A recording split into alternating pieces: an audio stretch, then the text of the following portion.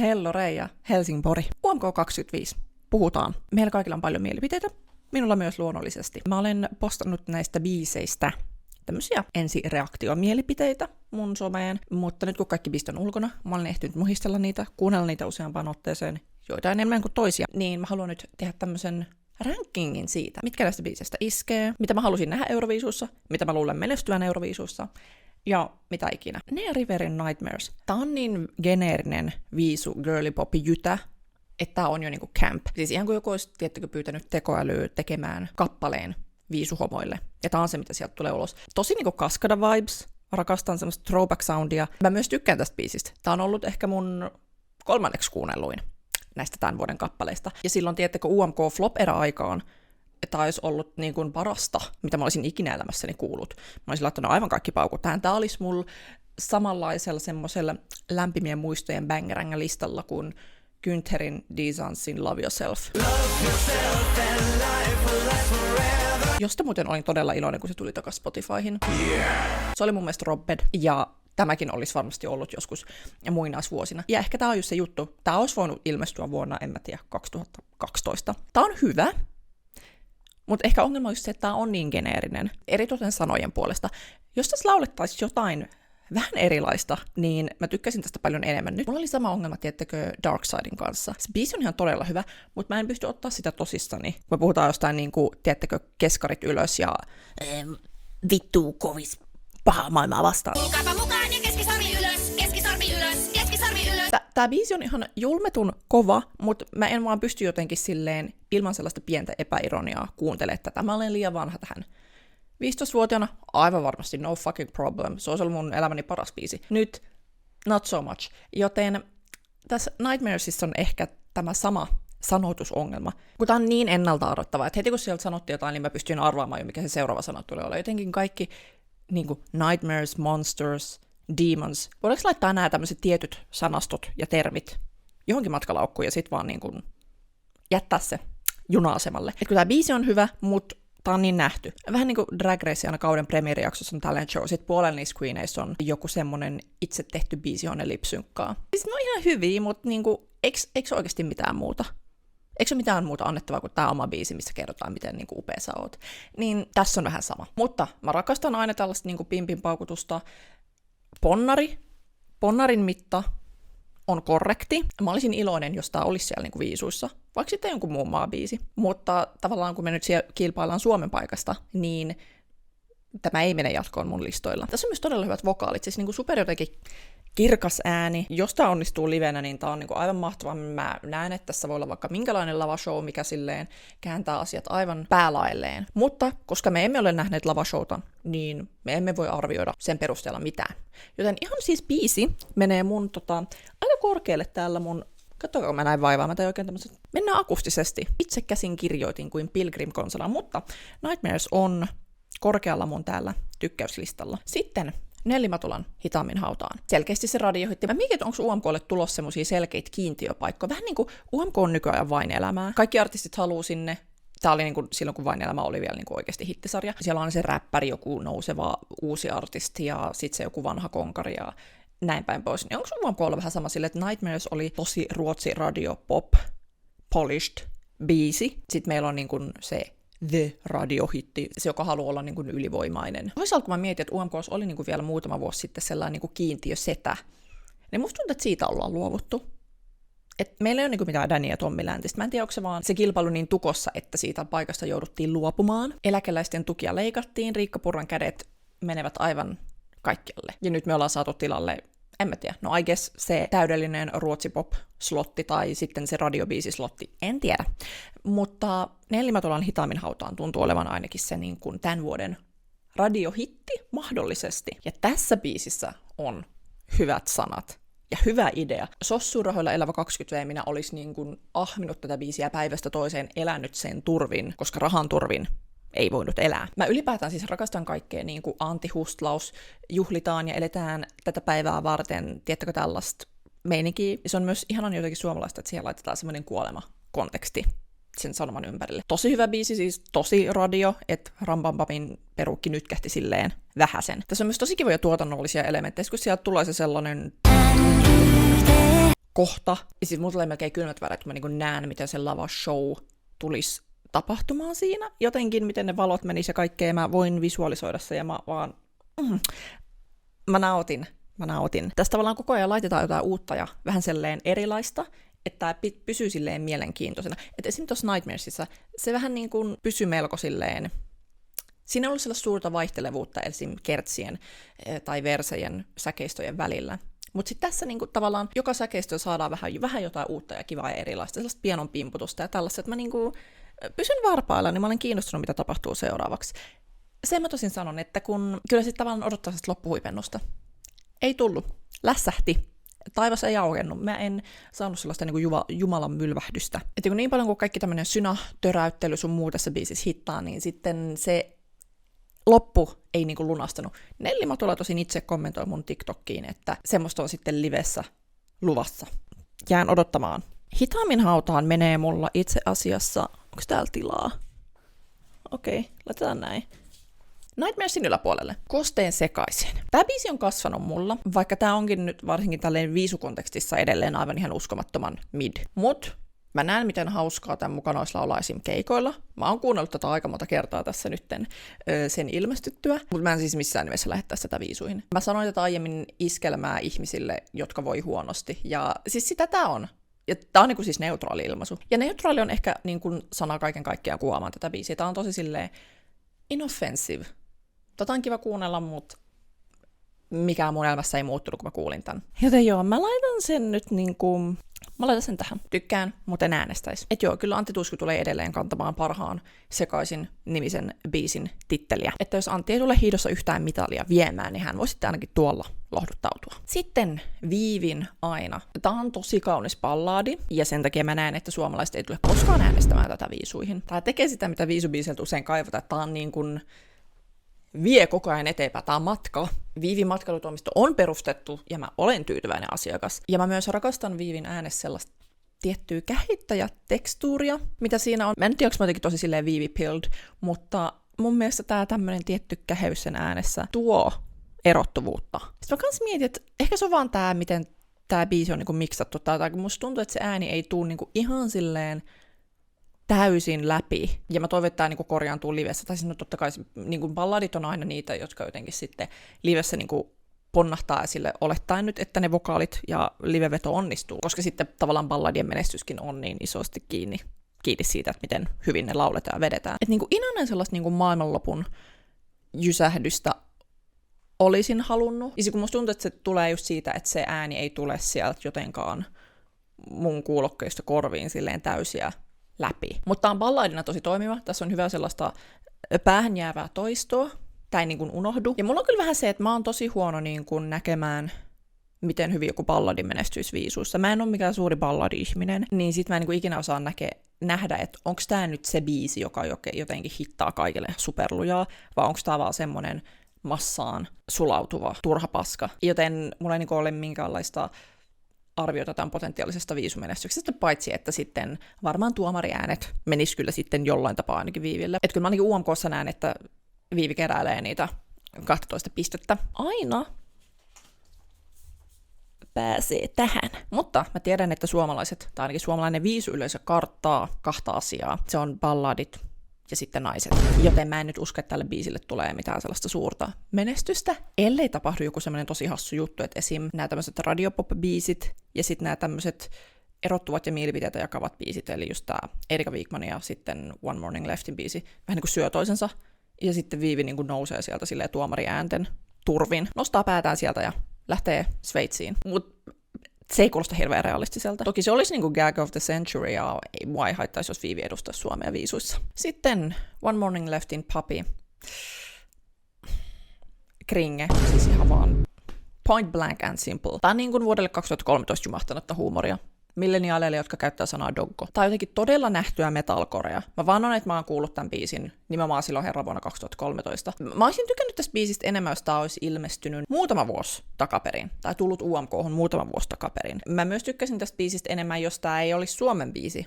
Että jos taas joku random Romanian ralli, niin mä olisin silleen, kringe, mut ok. Iso osa tämän biisin niin kun synnyttämistä antipatioista ja negatiivisista fiiliksistä mulle tulee nimenomaan siitä, että se on niin kun Suomen biisi. Ja muutenkin ärsyttää semmonen outo tulevaisuuden kuva, mitä mä näen, että Suomi vaan äänestää tämmösiä huumorijytäbiisejä viisuihin.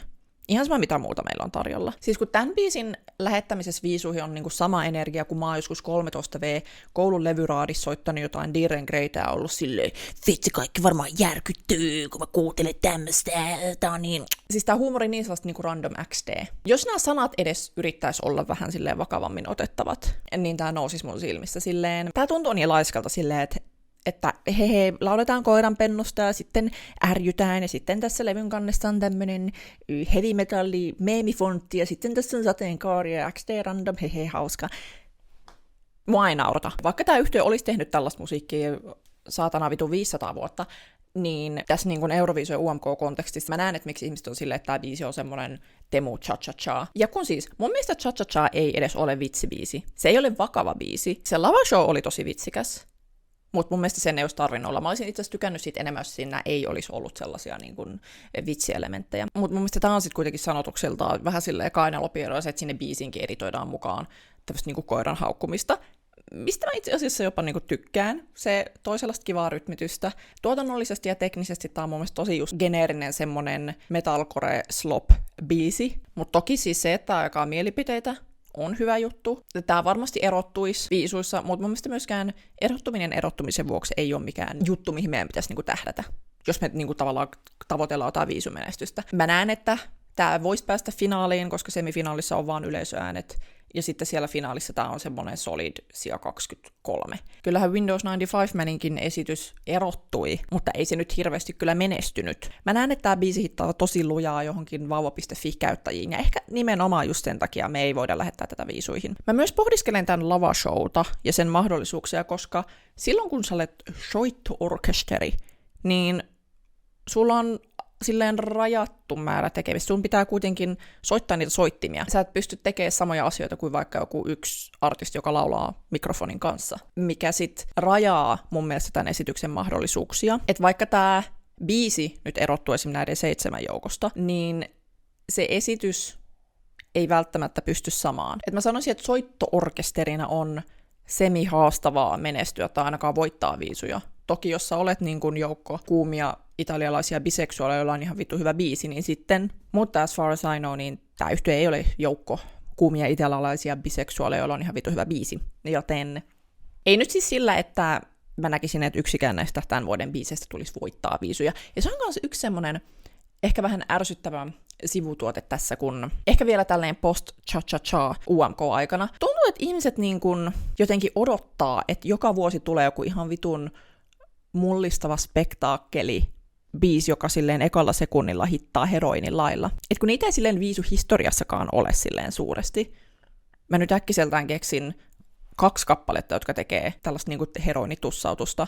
Ja se on niinku cha-cha-cha ja sitten Dancing Lashe Tumbai. Niin mä väliin näen sellaista tosi jotenkin semmoista luovuttajafiilistä, että mikä näistä biisistä ei voi voittaa, ihan paska vuosi. Niinku, miksi me edes halutaan voittaa? Oletteko nähnyt, miten paljon Yleltä on leikattu rahaa silleen? Mitä luulette, että tapahtuu, jos Suomi voittaa nyt vaikka tänä vuonna Euroviisut? Ja siellä on niin Narinkatorilla joku tyyppi jakamassa pullakahvit. Ja sitten siellä voi jonkun JVL-kajari soidessa laulaa vähän mukana päälle. Yleisradiolla on niin vitu 5 euroa rahaa. Et voidaanko vaan olla aina miettimättä niin voittoa? Toki siis kiva olla kunnianhimoinen. Kilpailuaspekti niin on tavallaan se pointti näissä UMK:ssa ja Euroviisuissa. Mutta mun elämä on paljon kivempaa, kun mä oon silleen, että jos me päästään niin pistetaulukon vasemmalle puolelle, niin that's nice. Ja biisien menestyshän riippuu myös paljolti, että mitä kaikkia muita biisejä tuolla on. Anyway, Papi menee tänne listan pohjimmaiseksi. Tavan liian kringe niin kuin huumoribiisiksikin mulle, ja mä en myöskään vaan halua, että UMK menee siihen, että me joka vuosi lähetetään joku mies hassuttelu sinne. Sitten Goldilocksin Made Of. Flow Festival-kävijät lappaa tätä biisiä suun, se on varmaan sellaista vauhtia, että menee niin kuin palakurkkuun. Tiedättekö, tämä soi jokaisen ihmisen playlisteilla ollaan semmoinen Marimekko kangaskassi. Mä en omista Marimekko kangaskassia, joten mä en kuulu tähän joukkoon. Siis tää on tosi hyvä biisi. Tosi silleen kansainvälinen on se termi, mitä kaikki käyttää. Ja mä allekirjoittaisin tänne, että tää niinku varsinkin tässä Suomen tämmöisessä radio-hitti-soundibiiseissä niinku erottuu. Mut samaan aikaan tää ei niinku lähde yhtään mihinkään. tai ainakaan Sveitsiin. Tässä on liian sellainen tasapaksu meininki. Tää on niinku alusta loppuun sit samalla energialla. Musta tuntuu, että se ei niinku oikein viisuisi silleen lähde. Tää kuulostaa biisiltä, minkä joku K-pop-poikabändin jäsen julkaisi soolona. Ja sit se olisi niinku Papa Norman K-pop showssa mun sen viikon lempibiisi. Ja mä kuuntelisin sitä semmoisen niinku solid 5 kuunnelun verran. Mä en myöskään voi henkilökohtaisesti sietää kursiivilaulantaa, joten kaikki se kuuntelupotentiaali, mikä täällä biisillä on, niin katoaa siihen. Mutta mä kyllä siis ennustan Goldilocksille tosi menestyksekästä uraa. Sillä on kyllä tosi toimiva look ja soundi ja kaikki, mutta se läpimurto ei tule nyt ainakaan Euroviisuissa tapahtumaan.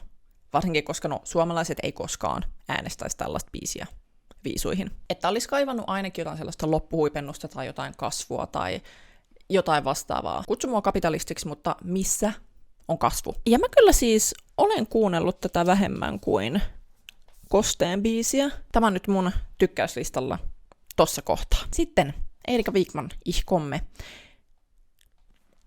Mä en niin kuin ensikuulemalta tiennyt, että oliko tää paski vai paras biisi, mitä mä oon ikinä kuullut. Mä alun perin odotin jotain sellaista vähän synkeää, vähän radioystävällisempää, jotain niinku jysähdystä. Ja sit kun siinä biisissä lähti ekan kerran ne semmoset niinku schlager-syntikat, niin mä olin pettynyt. Mä halusin Juudaksen, mutta tää onkin Born This Way. Mä en tiennyt mitä ajatella siitä biisistä sen ekan kuuntelukerran jälkeen. Mulla tuli niinku ekalla kerralla mieleen ton Let's Treen Mama Shitsu. Mulla oli niinku monia ajatuksia, mutta ne oli kielellä, jota mä en ymmärrä. Sitten mä kuuntelin sen biisin uudestaan. Ja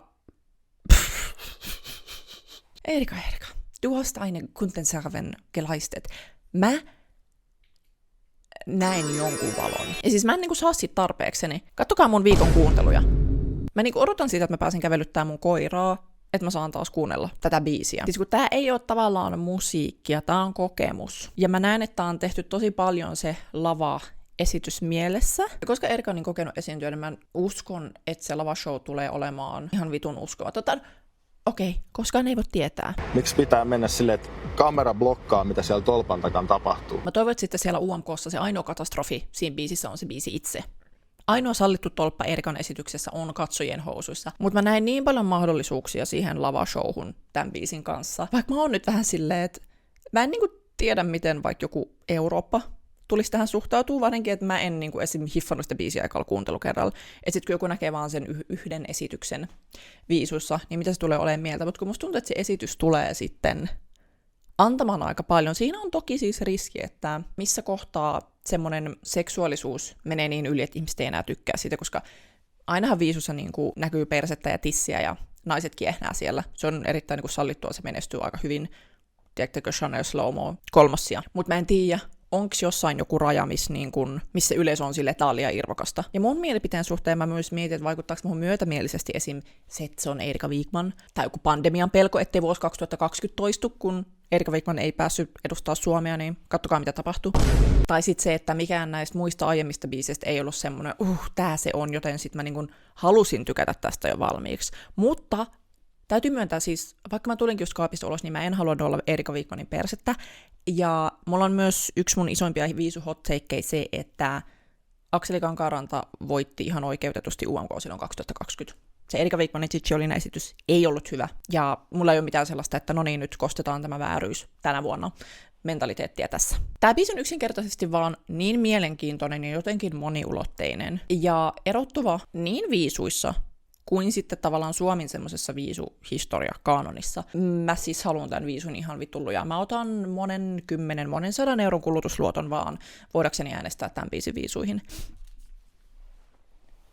Mä en oikeasti tiedä, että haluuks Nellimä tulla mukaan hitaammin hautaan, koska niinku she's jumping. Mä en ennusta tälle biisille voittoa viisuissa, mutta hyvällä lavashowlla mä näen niinku sen pistetaulukon vasemman puoliskon. Ehkä jopa top 10. Mä mietin vaikka viime vuoden Irlantia. Sehän on aika niinku kontroversiaali esitys ja biisi, ja se tuli 6. Mä myös luin, että sen Bambithakin, sen esityksen tekijä, on palkattu UMK:hon käsittääkseni. Joten ehkä voisi jopa olla, että sieltä tulee jotain niin siis maailmanluokan räjäyttävää kabaree, musikaali, spektaakkeli, Jumalan palvelusshowta, että me ollaan top 10. Ja koska mä en halua, että Suomi joka vuosi lähettää sellaista niinku samantyylistä ja samanhenkistä esitystä, tai siis mun mielestä se on tylsä, että edes niinku 2 vuotta peräkkäin tulee jotain samankaltaista, tiedättekö silleen, Blind Challengesta jälkeen me lähetetään joku rock-yhtye. Se on mun mielestä tylsää. Musta olisi ihanaa, että meillä olisi joka vuosi jotain ihan niinku täysin erilaista. Niin ihan senkin takia. Musta olisi ihanaa, että meillä olisi joku Sleimisjukka. Ihan niinku, no senkin takia, että meillä ei ole pitkään aikaan ollut Sleimisjukka viisuissa. Ihkomme on jotenkin niin erikoinen. Se on matka. Siinä on se kliimaksi kirjaimellisesti siinä biisissä. Se on tosi jotenkin niin kuin potentiaalisesti se on elämää suurempi, ei edes potentiaalisesti. Siis se on jotenkin semmoinen niin kuin taivaan ilosanoma, mikä tulee tuolta, mitä mä en tiennyt haluavani. Me ollaan tehty hommat käsin ja Eerika Wigman keksi vibraattorin. Ja varsinkin se vikakertsi mä näen, miten ylväs se olisi sit siellä viisuyleisön seassa. Ja jos Eerika kajauttaa tätä biisin livenä yhtä jotenkin silleen läpitunkevasti kuin tässä itse biisillä, niin musta ei ole henkilökohtaisesti mitään jäljellä. Tää biisi ei ole niinku instant dopamiinihitti, tää ei ole TikTok. Tää on 500 sivun mittainen kirja, joka kuitenkin muuttaa sun elämän. Joten luonnollisesti Eerika Wigman, ihkomme.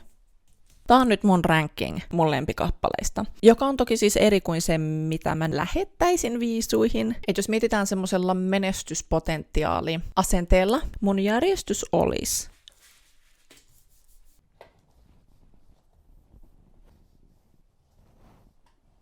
okei, mä en ihan supervarma. Tää välikkö. Näistä ja näistä mä oon aika varma. Mä näen, että menis finaaliin. Ei pääsisi siellä superkorkealle. Menis finaaliin.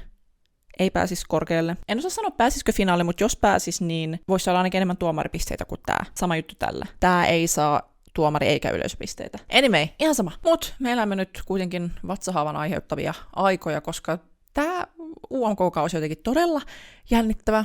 Tässä on vähän sama kuin viime vuonna, että ei oikein tiedä, että kuka sieltä tulee voittamaan, ja no, mitä nähtiin viime vuonna, niin se, mitä vaikka ihmiset veikkaa, ne osoittautuu aivan vääräksi, joten musta tuntuu, että tänä vuonna myös se tulee olemaan tosi paljon niin kuin showsta kiinni, että kuka tulee voittamaan. Koska kun Windows 95-määnkin oli vedonlyöneistä yli 3.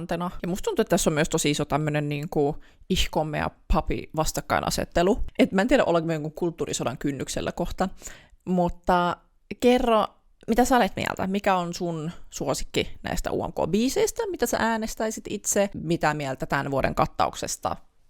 Ja mitä ikinä? Laita kommentteihin. Ja kiitos kun katsoit. Seuraamme myös somessa. Linkit löytyy tuolta alhaalta. Nähdään taas. No ei muuta kuin kintut heilumaan.